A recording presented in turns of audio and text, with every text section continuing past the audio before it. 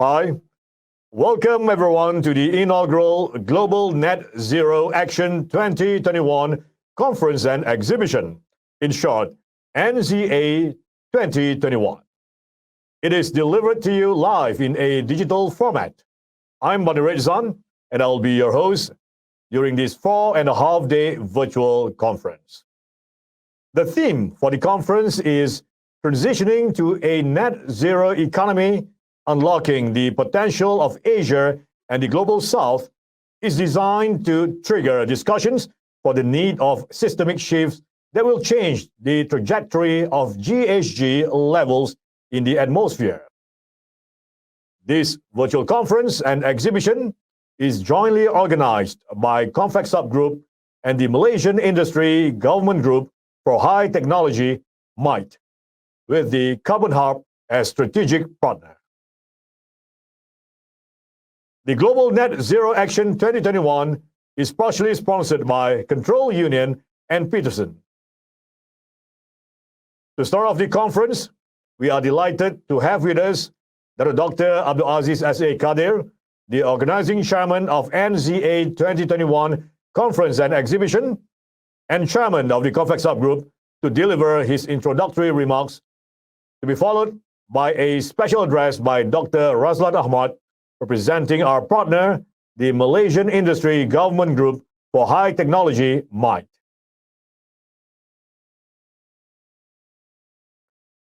Yang Berhormat Datuk Seri Tuan Ibrahim Tuan Man, Minister of Environment and Water Malaysia, Yang Berusaha Dr. Razlan Ahmad, Senior Vice President, Malaysian Industry Government Group for High Technology, or MITE, distinguished guests, session chairs, speakers, delegates, and media friends.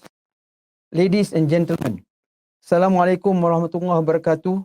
A very good afternoon and good morning, depending on where you are.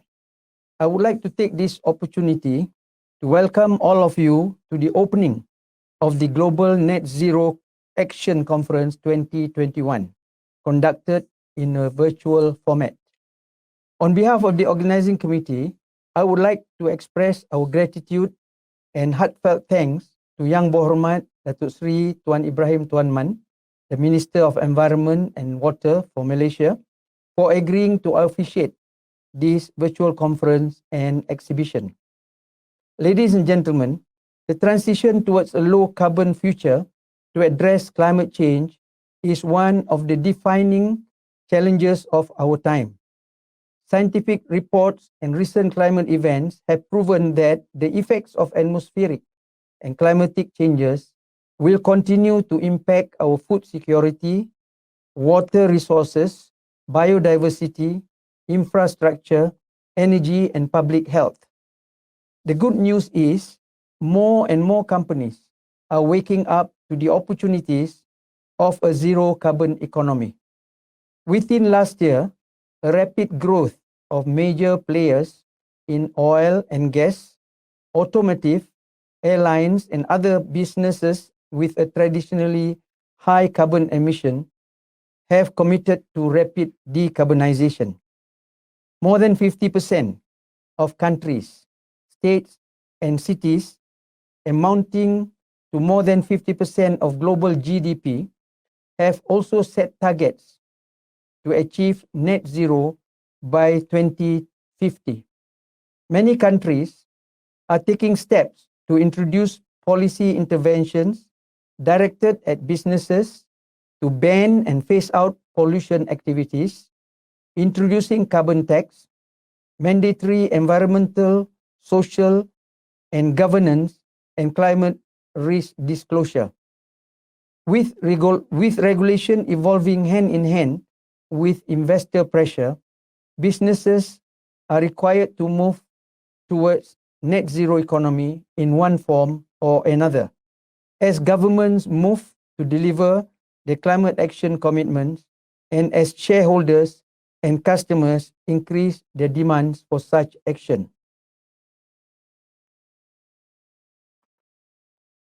That is the purpose of organizing this timely and meaningful gathering, and I very much hope that this conference can serve as a forum for in-depth discussion for the need of systemic shifts that will change the trajectory of greenhouse gases levels in the atmosphere, which in turn will promote transformation towards a net zero economy.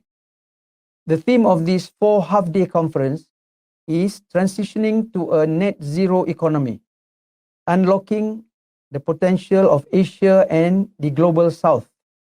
It will bring together experts from over 15 countries. They will provide insights on the following: policies and standards to regulate GHG emissions, climate strategies, and setting targets to manage carbon, low carbon, carbon capture and storage technologies, carbon pricing, financing, and carbon trading.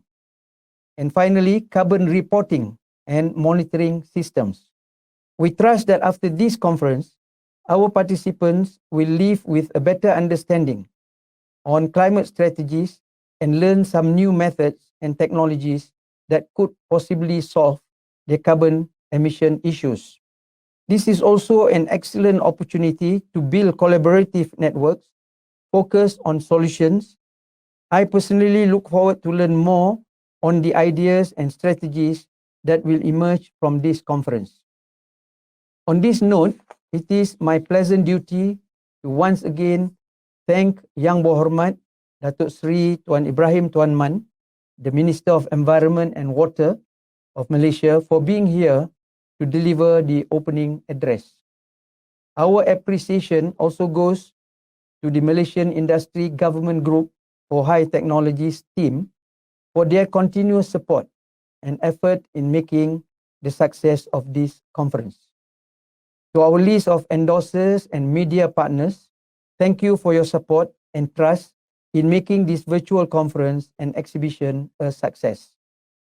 Without a doubt, the deliberations would not be complete without our global session chairs and speakers. I look forward to participating in the discussions and learning from your insights. To conclude, I wish all participants a fruitful discussion. Thank you. Thank you, Dr. Aziz, for the inspiring introductory remarks. We now invite Dr. Raslan Ahmad from MITE to deliver his special address. Bismillahirrahmanirrahim. Assalamualaikum warahmatullahi wabarakatuh, and a good afternoon or morning some of you. Yang Berhormat Datuk Seri Tuan Ibrahim Tuan Man, Minister of Environment and Water of Malaysia. Yang berbahagia Datuk Dr. Abdul Aziz S.A. Kadir, Chairman Complex Hub. Distinguished guests, Excellencies, ladies and gentlemen. First and foremost, as the co-organizer, I would like to welcome everyone to this Global Net Zero Action 2021 conference. Thank you for taking time out of your busy schedule to attend this important event.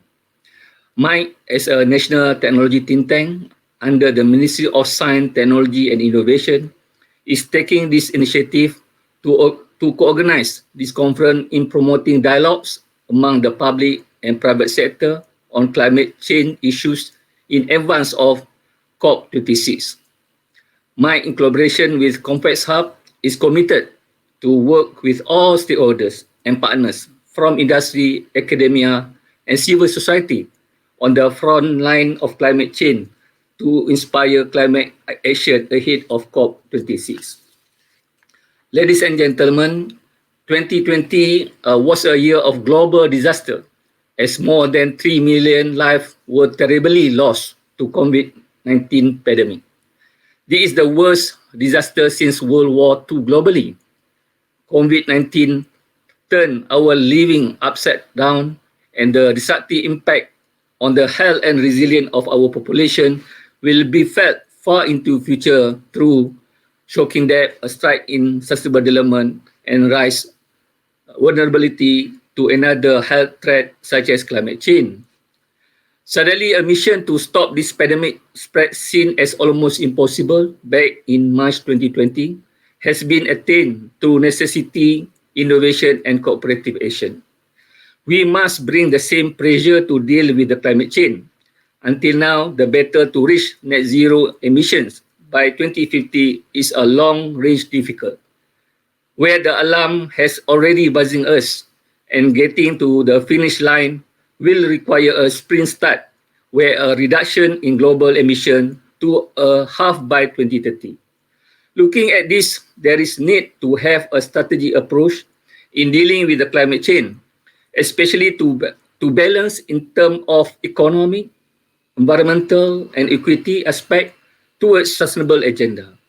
This will require a smart partnership process into materializing the initiative and streamlining the efforts with multiple stakeholders. Ladies and gentlemen, as organization that promote high technology and public-private partnership, MITE has a strong footprint in working closely with global and local partners on the sustainable agenda for the benefit of the country, region, and global community. We have conducted a series of high-level interventions and key initiatives at policy, strategic initiative program and project at federal, state, and local level with local and international partners. At the policy level, MITE is working closely with the public and private sector to produce a national strategic document such as Green Technology Foresight 2030.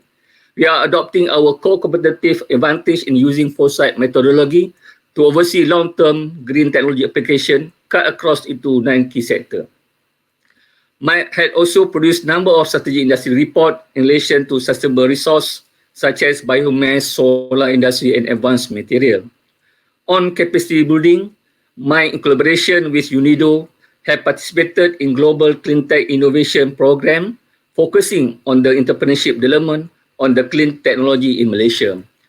As of today, there are more than 100 technology partners providing sustainable solutions in the market, such as Freedaseed, a local company which has the capability to producing biodegradable packaging from agriculture waste. In the area of sustainable city and community, MITE, in collaboration with Ministry of Housing and Local Government, together with State of Malacca, participated in the Global Integrated Sustainable City Program under UNIDO and Global Environment Facility, together with other 28 cities in 11 countries. Among key focus include the development of smart grid demonstration project to integrate various sustainable technology applications for the reduction and mitigation of GHG emission.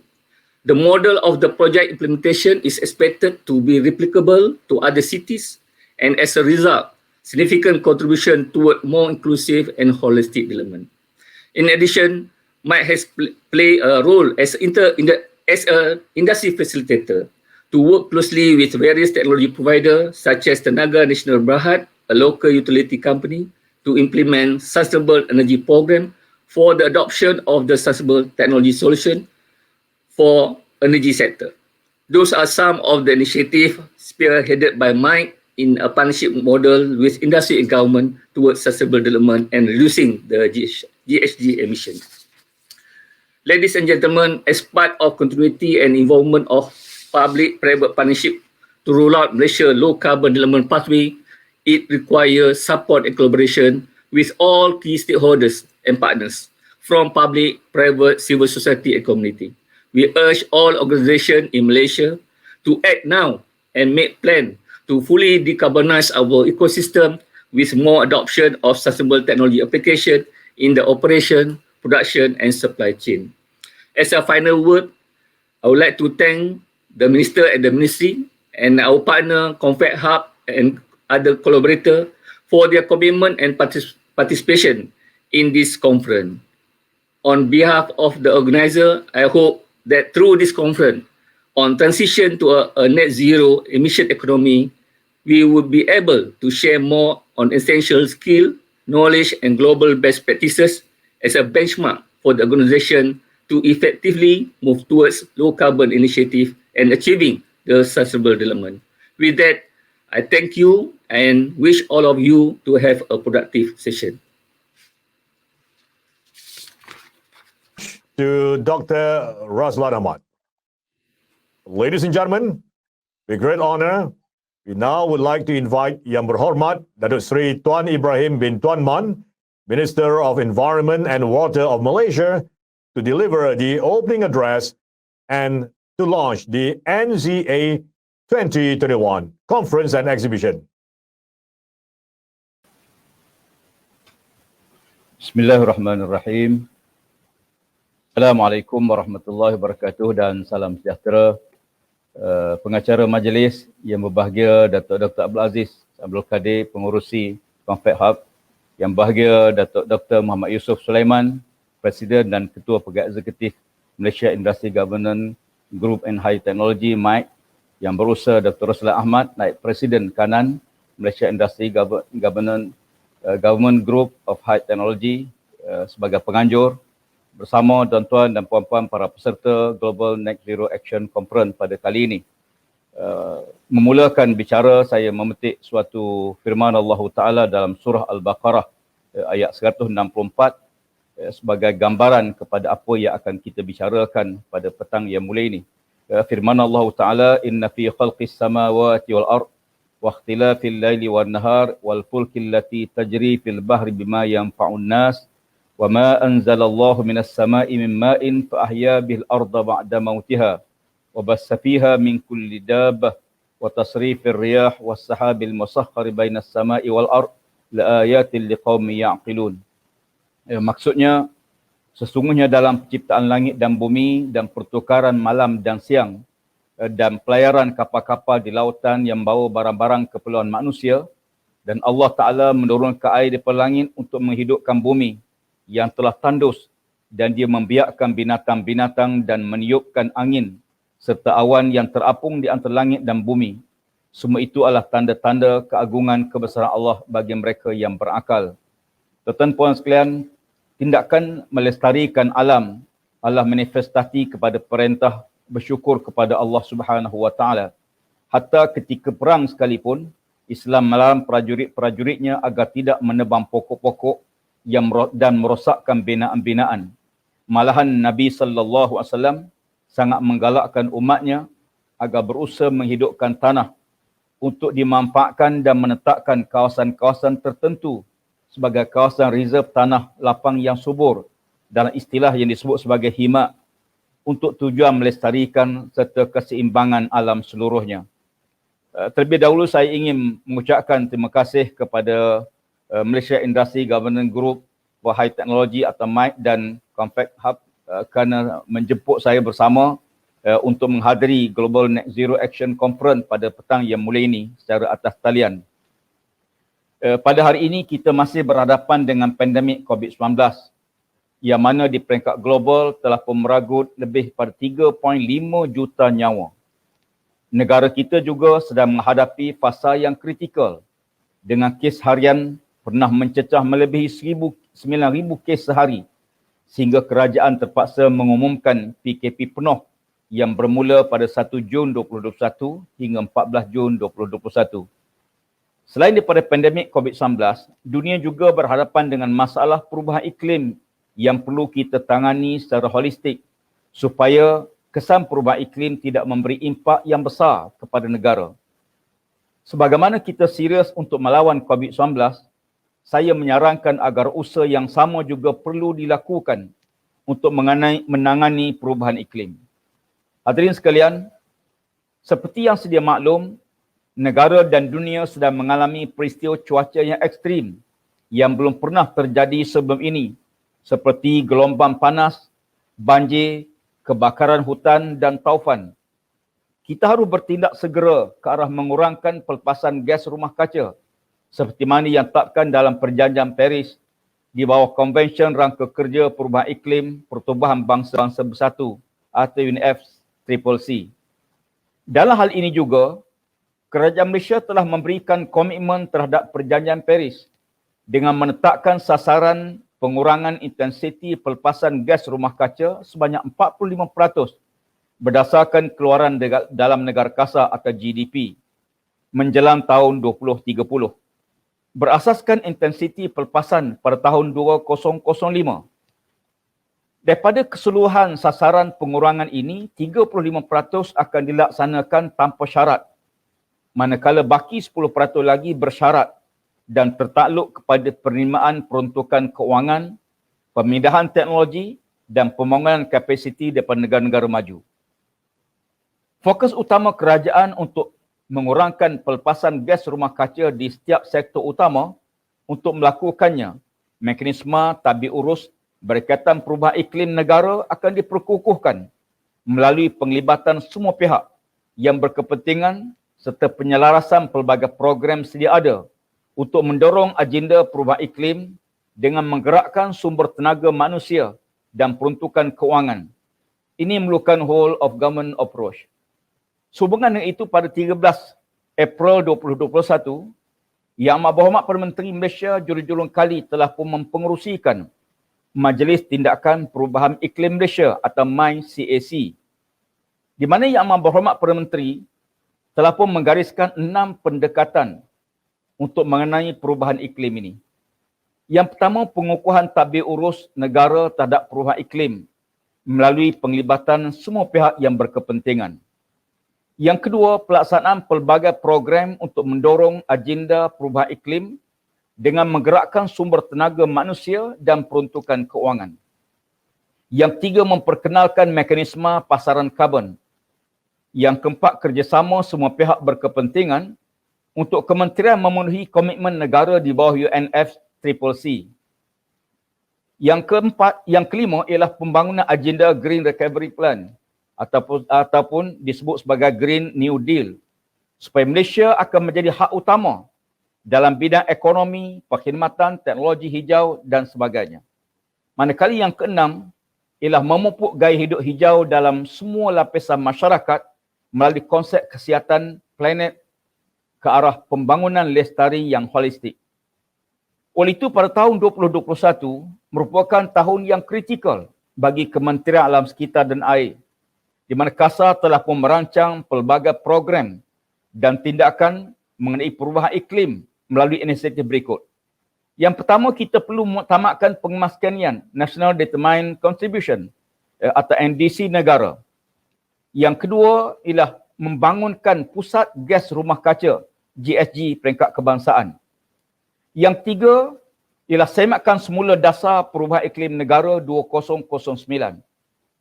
Yang keempat, membangun kerangka undang-undang perubahan iklim negara.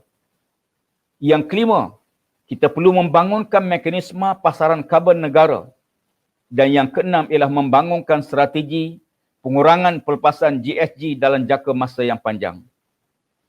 Tuan-tuan dan puan-puan sekalian, KASA juga sedang menyediakan garis panduan pasaran karbon dan polisi carbon pricing untuk memberi panduan yang jelas kepada mana-mana pihak yang ingin terlibat dalam pasaran karbon. Pihak kerajaan perlu memastikan bahawa aktiviti perdagangan karbon tidak menjejaskan pencapaian pengurangan pelepasan gas rumah kaca negara, khususnya bagi mencapai NDC. Dalam hal ini adalah penting bagi Malaysia memuktamadkan NDC dan menyiapkan dokumen dasar yang berkaitan sebelum negara dapat menetapkan hala tuju laluan karbon atau carbon pathway, serta membuat sebarang pengumuman tentang bila negara akan mencapai net zero. Pada masa yang sama, KASA menggalakkan supaya sektor swasta turut sama membincangkan inisiatif dan penetapan sasaran pengurangan gas rumah kaca di peringkat organisasi masing-masing. Lebih lagi, di bawah Konvensyen Rangka Kerja Perubahan Iklim Pertubuhan Bangsa-Bangsa Bersatu telah menggariskan prinsip tanggungjawab sama, yakni sama beban berbeza keupayaan tersendiri atau CBDR-RC dan prinsip kesamaan dalam melaksanakan tindakan perubahan iklim. Ini bermakna tindakan perubahan iklim yang dilaksanakan oleh negara perlulah seiring dengan kemampuan dan kebolehan negara untuk melaksanakannya serta mengikut acuan sendiri dan kepentingan pembangunan negara. Hadirin sekalian, Malaysia juga merupakan salah sebuah negara perbandaran yang paling pesat di Asia. Oleh itu, langkah-langkah ke arah pembangunan bandar lestari turut dapat mengurangkan permintaan dan penggunaan tenaga di samping mengurangkan pelepasan gas rumah kaca. Di seluruh dunia, bandar-bandar sedang meningkatkan usaha secara kolektif untuk menangani isu perubahan iklim. Justru Pelan Induk Bandar Rendah Karbon Negara akan dilaksanakan sebagai panduan asas dan hala tuju bagi kerajaan persekutuan dan negeri serta pihak berkuasa tempatan atau PBT untuk melaksanakan amalan bandar rendah karbon. Pelan induk tersebut memperkenalkan pendekatan 3M, iaitu measurement, management dan mitigasi atau mitigation, bagi pengukuran dan pengurusan serta mitigasi dalam pembangunan bandar rendah karbon, yang mana disediakan satu kerangka umum kepada PBT dan perancang bandar untuk mengenal pasti, melaksana, memantau dan mengukur intervensi rendah karbon. Usaha ini tidak hanya akan menurunkan pelepasan GHG, tapi juga akan mengimbangkan aspek pembangunan dan kelestarian alam di samping meningkatkan kesejahteraan rakyat. Untuk makluman tuan-tuan sekalian, baru-baru ini KASA telah pun melancarkan Geran Pemangkin Bandar Rendah Karbon atau ringkasnya GERAK bernilai RM35 juta untuk memperkasakan inisiatif bandar rendah karbon berimpak tinggi. Keutamaan akan diberikan kepada PBT yang melaksanakan rangka kerja bandar rendah karbon atau LCCF yang diperkenalkan pada tahun 2011 dan cabaran bandar rendah karbon 2030 di mana dalam kategori kawasan zon rendah karbon. KASA berharap geran tersebut dapat menjana lebih banyak peluang-peluang ekonomi tempatan, mengurangkan kesan terhadap alam sekitar dan meningkatkan kualiti hidup masyarakat. Tuan-tuan dan puan-puan sekalian, memandangkan sektor pengangkutan merupakan antara sektor utama pelepasan gas rumah kaca terbesar di Malaysia, di samping pemacu permintaan tenaga kedua terbesar dalam ekonomi negara, Pelan Induk Mobiliti Rendah Karbon 2021-2030 telah pun melaksanakan dan dilaksanakan di seluruh negara.